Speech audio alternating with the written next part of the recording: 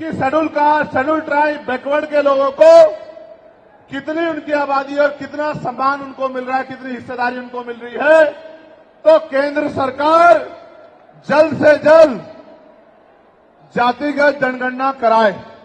जब तक जातिगत जनगणना नहीं होगी तब तक सबसे पहले स्पष्ट ही नहीं होगा जो आज षड्यंत्र किया गया है और कुछ लोगों को जानबूझ के उनके मुंह से कहलवाया जा रहा है कि इस जाति का हिस्सा ये लोग खा रहे हैं, इस जाति का हिस्सा ये लोग खा रहे हैं, इस जाति का हिस्सा ये लोग खा रहे हैं।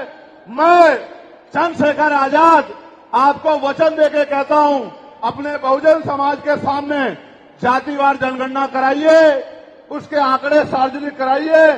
अगर अंतिम पायदान पर रहने वाले जिनको डीएससी के भाई कहा गया है, जो हमारा परिवार है, अगर उनका 1% आरक्षण भी पॉइंट के बराबर भी कमजोर पड़ रहा होगा तो मैं वचन देता हूं कि इससे बड़ी रैली उनके समर्थन में हम लोग करेंगे।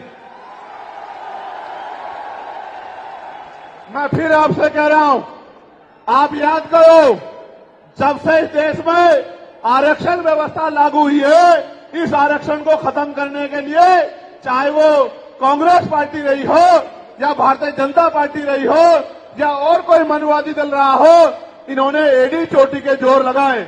और आज जिन जातियों को गाली दी जा रही है, ये वही जातियां हैं जिन्होंने अपने बच्चे कुर्बान कर दिए लेकिन अपने अधिकारों की रक्षा की और आज भी इस देश में आरक्षण बचा हुआ है, नौकरियां बची हुई है, हिस्सेदारी बची हुई है, राजनीतिक व्यवस्था कायम है, लोकतांत्रिक व्यवस्था है।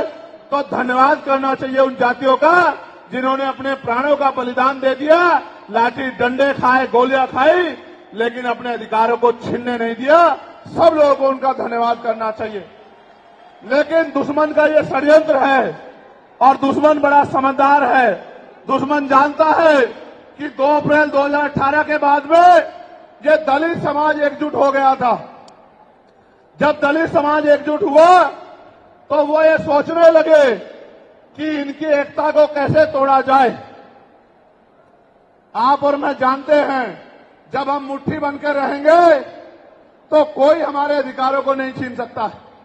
लेकिन जब जब हम बट जाएंगे, एक उदाहरण के तौर पे बताता हूं, अगर आप झाड़ू की सिक्कों को इकट्ठा कर दोगे, वो सिक्के जो हैं एकजुट हो जाएंगे, उनको बांध दिया जाएगा तो वो सारा कचरा साफ कर देंगे।